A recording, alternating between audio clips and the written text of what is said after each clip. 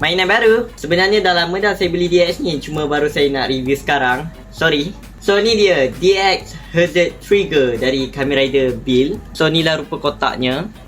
Tapi belakang. So ni lah rupa DX nya. Belakang.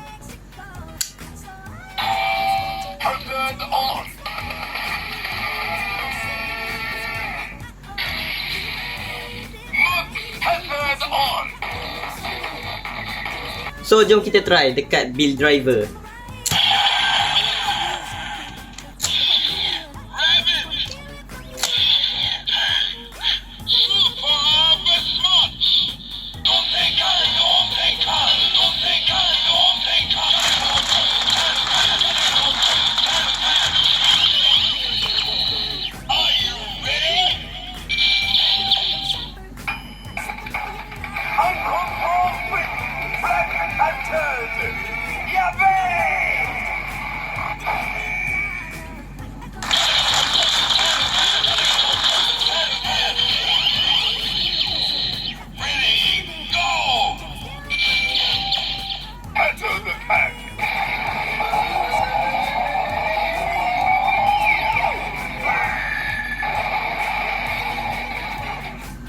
Fuyo, gempak-gempak.